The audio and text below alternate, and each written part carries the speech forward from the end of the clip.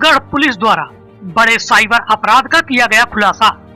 Bank चेकों की cloning कर फर्जी तरीके से विभिन्न खाता धारकों के खातों से ट्रांसफर की गई थी बड़ी धनराशि। बैंकिंग सिस्टम की कमियों का उड़ाते थे साइबर अपराधी फायदा। 3 साइबर अपराधी को दिल्ली से गिरफ्तार किया गया। बैंक ऑफ बड़ौदा में अपने बैंकिंग सिस्टम में किया गया बदलाव।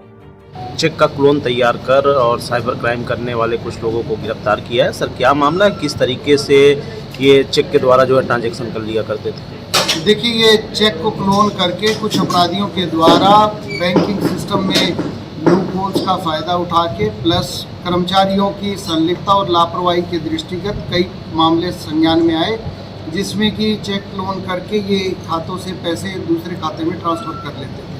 इसमें ये फर्जी आधार कार्ड, पैन कार्ड और फॉर्म रजिस्टर करा के अकाउंट जनरेट करवाते थे। उन अकाउंट में फर्जी क्लोन चेक के माध्यम से ये पैसे ट्रांसफ़र कर लेते थे। ये पूरी की पूरी मोडस ऑपरेंडी को बेसिकली एस्टैब्लिश करने के लिए एक टीम का गठित किया गया था, जिसमें एएसपी अंडर ट्रेनिंग के द्वारा इस टीम के नेतृत्व किया गया और इसमें 3 अभियुक्तों को पकड़ा गया। उनके द्वारा अवगत कराया गया कि वो इस प्रकार से इस कार्यप्रणाली के द्वारा ठगी करते थे, लोगों के पैसे ट्रांसफ़र करते थे। इन सारी चीज़ों को बैंकिंग ऑफिशियल्स के साथ भी काफ़ी लगातार पूरी प्रक्रिया के दौरान डिस्कस किया गया और बड़ी रिस्पॉन्सिबल तरीके से बैंक ऑफ बड़ौदा के द्वारा इन सारी चीज़ों को मानते हुए जो चेक क्लियरेंस की प्रणाली है उसमें काफ़ी बड़ा बदलाव भी किया गया है।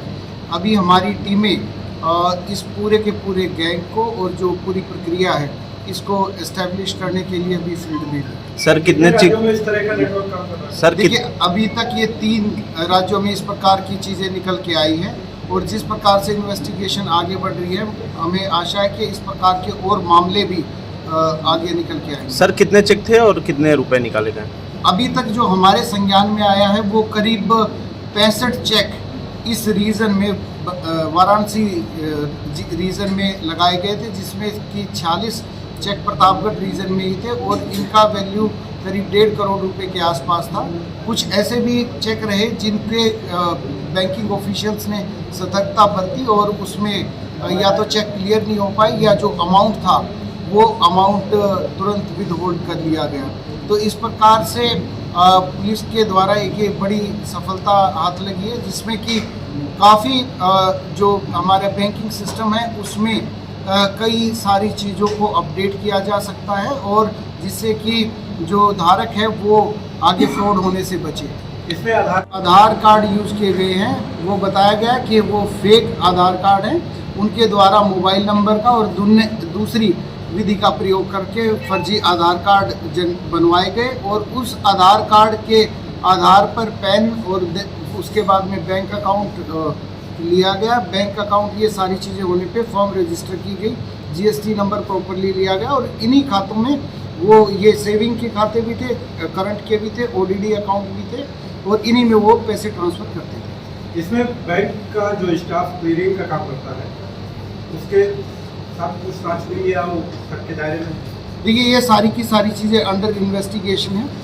ये जिस प्रेजेंटिंग ब्रांच में चीज़ें चेक को प्रेजेंट किया जाता है उसकी जिम्मेदारी ज़्यादा बनती है कि वो फिज़िकली जो सिक्योरिटी फीचर्स है और जो चेक है उसको गंभीरता से देखे और उसी के बाद वो प्रोसेस करे।